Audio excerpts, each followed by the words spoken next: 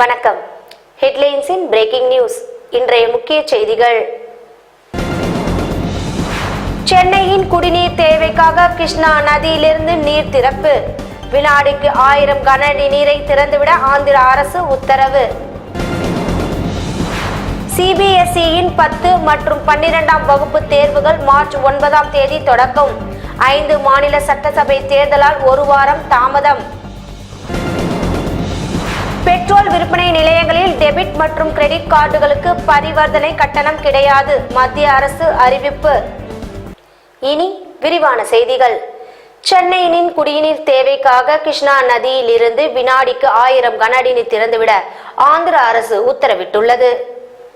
வடகிழக்கு பருவமழை பொய்த்து போனதால் சென்னையில் குடிநீர் தேவைக்காக கண்டலேறு அணையிலிருந்து கிருஷ்ணா நதி நீரை திறக்க வேண்டும் என்று வலியுறுத்தி ஆந்திர முதலமைச்சர் சந்திரபாபு நாயுடுவிற்கு தமிழக முதல்வர் ஓ பன்னீர்செல்வம் கடிதம் எழுதியிருந்தார்.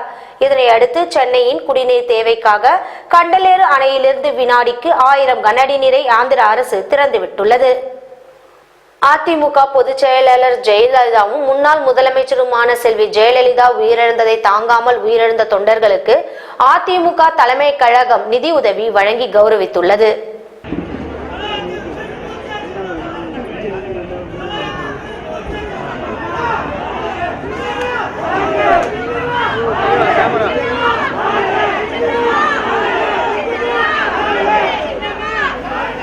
அதிமுக தலைமை கழகம் ராயப்பேட்டையில் உள்ளது. இங்கு அக்கட்சியின் பொதுச் செயலாளர் சசிகலா உயிரிழந்தவர்களுக்கு 3 லட்சம் ரூபாய் நிதியுதவி வழங்கினார்.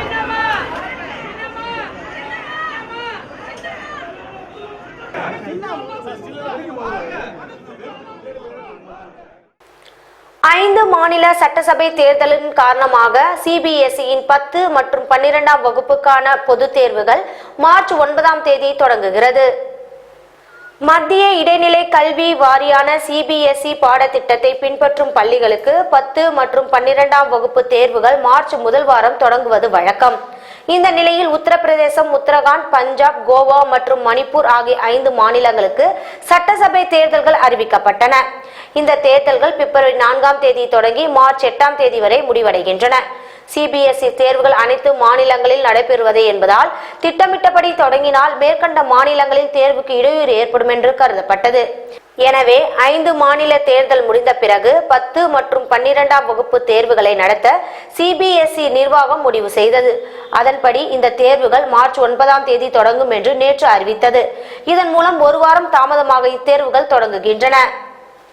மத்திய அரசு கொண்டு வந்துள்ள உதய் மின் திட்டத்தில் தமிழகம் இணைந்துள்ளது. மாநில மின் பகிர்மான நிறுவனங்கள் நஷ்டத்தில் இயங்குவதை தடுக்க மத்திய அரசு கொண்டு வந்துள்ள உதய் மின் திட்டத்தில் இன்று தமிழகம் இணைந்து செயல்பட்டது. உஜ்வல் டிஸ்காம் அஷூரன்ஸ் போஜனா என்ற பெயரில் முதல் எழுத்துக்களின் சுருக்கமே உதய் எனப்படுகிறது. உதய் திட்டத்தில் ஏற்கனவே பெரும்பாலான மாநிலங்கள் இணைந்துள்ள நிலையில் அதன் சில அம்சங்களுக்கு எதிர்ப்பு தெரிவித்து தமிழக அரசு இணையாமல் இருந்தது. இது தொடர்பாக மத்திய அரசுடன் கடந்த மாதத்தில் இருந்து பேச்சுவார்த்தை நடத்தின நிலையில் மத்திய அரசு சார்பாக மத்திய மின்துறை அமைச்சர் பியூஷ் கோயலும் தமிழக அரசு சார்பாக மாநில மின்துறை அமைச்சர் தங்கமணியும் புரிந்துணர்வு ஒப்பந்தத்தில் கையெழுத்திட்டனர். இதனை அடுத்து செய்தியாளர்களை சந்தித்த பியூஷ் கோயல் இந்த திட்டத்தில் இணைந்துள்ளதன் மூலமாக தமிழக அரசுக்கு 11,000 கோடி ரூபாய் நிதியாக கிடைக்கும் என தெரிவித்தார். மேலும் முதலாம் ஆண்டில் மின் பகிர்மான நிறுவனத்திற்காக கடனில் 75% மாநில அரசு ஏற்கும் எனவும், 2ஆம் ஆண்டு அது 50%ஆகவும், 3ஆம் ஆண்டு அது 25%ஆகவும் குறையும் என தெரிவித்தார். தொடங்க உள்ள முதலாம் ஆண்டின் சுமையானது 2,500 கோடி ரூபாய் அளவிற்கு குறையும் என்று செய்தியாளரிடம் அவர் தெரிவித்தார். பெட்ரோல் விற்பனை நிலையங்களில் இனி டெபிட் மற்றும் கிரெடிட் கார்டுகளுக்கு பரிவர்த்தனை கிடையாது என்று மத்திய அரசு அறிவித்துள்ளது. டெபிட் கிரெடிட் கார்டு மூலம் மேற்கொள்ளப்படும் பண பரிவர்த்தனைக்கு மத்திய அரசு 1% கூடுதல் கட்டணம் வசூலிக்க முடிவு செய்ததற்கு பெட்ரோல் பங்க் உரிமையாளர்கள் எதிர்ப்பு தெரிவித்தனர். இப்பிரச்சனைக்கு தீர்வு காணாவிட்டால் கார்டு மூலம் வாடிக்கையாளர்களுக்கு பெட்ரோல், டீசல் வழங்க முடியாது என்றும் அவர்கள் அறிவித்திருந்தனர். இந்த நிலையில் பெட்ரோல் பங்குகளில் கார் பரிவர்த்தனை மீது எவ்வித கூடுதல் கட்டணமும் வசூலிக்கப்படாது என மத்திய பெட்ரோலியத்துறை அமைச்சர் தர்மேந்திர பிரதான் அறிவித்துள்ளார். பெட்ரோல் பங்க் உரிமையாளர்களோ வாடிக்கையாளர்களோ கார்டுகள் மீதான பரிவர்த்தனை கட்டணம் செலுத்த வேண்டியதில்லை என்றும் விளக்கம் அளித்துள்ளார். மறைந்த முன்னாள் முதலமைச்சர் ஜெயலலிதாவின் சிகிச்சைகள் குறித்து அறிக்கை அளிக்க தயார் என அப்பல்லோ நிர்வாகம் அறிவிப்பு வெளியிட்டுள்ளது. மறைந்த முதல்வர் ஜெயலலிதாவின் மரணத்தில் சந்தேகம் இருப்பதாகவும் அவரது மரணம் குறித்து விசாரணைக்கு உத்தரவிட கோரியும் சென்னை உயர்நீதிமன்றத்தில் அதிமுக பிரமுகர் வழக்கு தொடர்ந்திருந்தார். இந்த வழக்கை விசாரித்த நீதிபதி வைத்தியநாதன் ஜெயலலிதா மரணத்தில் தனக்கும் சந்தேகம் இருப்பதாக சொந்த கருத்தை பதிவிட்டிருந்தார். இந்த நிலையில் ஜெயலலிதா மரணம் குறித்து சிபிஐ குழு அமைத்து விசாரிக்க வேண்டும் என்று கோரி நாகப்பட்டினத்தை சேர்ந்த அதிமுக பிரமுகர் ஞானசேகரன் தொடர்ந்த வழக்கு நேற்று விசாரணைக்கு வந்தது. அப்பொழுது மறைந்த முதல்வர் ஜெயலலிதாவிற்கு அளிக்கப்பட்ட சிகிச்சை தொடர்பான விவரத்தை தாக்கல் செய்ய தயார் என்று அப்பல்லோ மருத்துவமனை நிர்வாகம் தரப்பில் ஆஜரான வழக்கறிஞர் கூறினார். இதையடுத்து இந்த வழக்கு விசாரணை பிப்ரவரி 23ஆம் தேதிக்கு ஒத்திவைக்கப்பட்டது. ஏர்செல் மேக்சிஸ் வழக்கின் மாறன் சகோதரர்கள் மீது வரும் 17ஆம் தேதி குற்றப்பத்திரிகை தாக்கல் செய்யப்பட உள்ளது. மத்திய தொலைத்தொடர்புத்துறை அமைச்சராக தயாநிதி மாறன் பதவி வகித்த காலத்தில் ஏர்செல் நிறுவனத்தை மிரட்டி அதன் பங்குகளை மலேசியாவை சேர்ந்த மேக்சிஸ் நிறுவனத்திற்கு விற்க செய்ததாக சிபிஐ வழக்கு பதிவு செய்துள்ளது. 742 கோடி ரூபாய் ஷன் குடும்ப நிறுவனங்களுக்கு முறைகேடாக கைமாற்றிய விவகாரத்தில் அமலாக்க பிரிவு பண மோசடி வழக்கும் பதிவு செய்துள்ளது. இந்த ஏர்செல் மேக்சிஸ் முறைகேடு வழக்கில் மாறன் சகோதரர்கள் உள்ளிட்டோர் மீது குற்றச்சாட்டுகள் பதிவு செய்வது தொடர்பாக விசாரணை டெல்லி சிபிஐ சிறப்பு நீதிமன்றத்தில் கடந்த டிசம்பர் மாதம் 22ஆம் தேதி நடைபெற்றது. அப்பொழுது விசாரணையை இன்றைய தினத்திற்கு ஒத்திவைத்து நீதிபதி ஓபி ஷைனி உத்தரவிட்டார். அதன்படி நேற்று இந்த வழக்கு விசாரணைக்கு வந்தபோது வரும் 17ஆம் தேதிக்கு ஒத்திவைத்து நீதிபதிகள் உத்தரவிட்டனர்.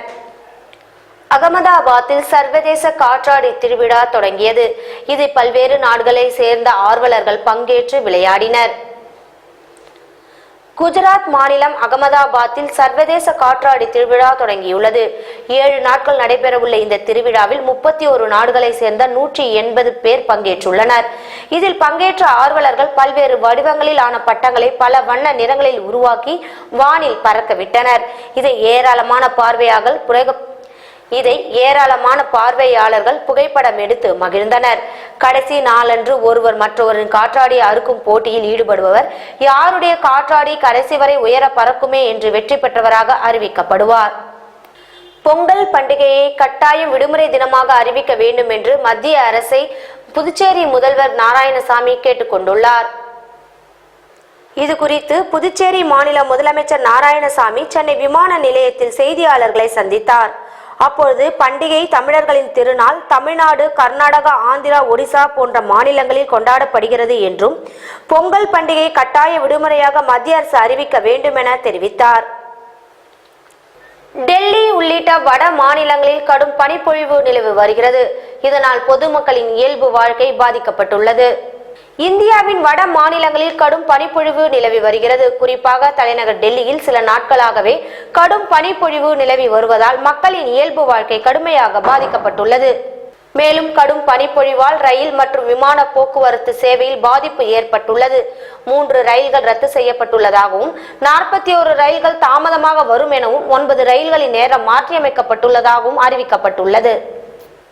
உயர் மதிப்பு ரூபாய் நோட்டு மதிப்பீடு விவகாரம் தொடர்பாக வேலூரில் ஏஐடியுசியினர் முற்றுகை போராட்டத்தில் ஈடுபட்டனர்.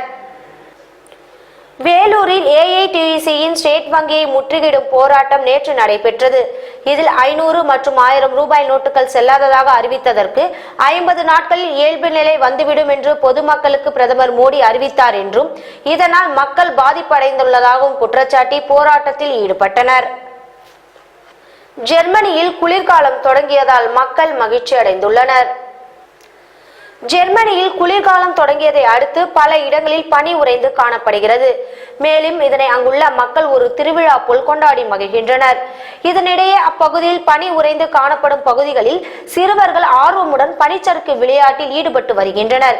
இப்பகுதியில் சிறுவர்கள் தொடங்கி பெரியவர்கள் வரை ஏராளமானோர் ஒன்று கூடி பனிப்பொழிவு சீசனை உற்சாகமாக கொண்டாடி வருகின்றனர். இத்துடன் இந்த செய்தி அறிக்கை நிறைவடைந்தது. உடனுக்குடன் செய்திகளை தொடர்பு கொள்ள www.headlinestv.in என்ற இணையதளத்தில் அணுகவும். நன்றி, வணக்கம்.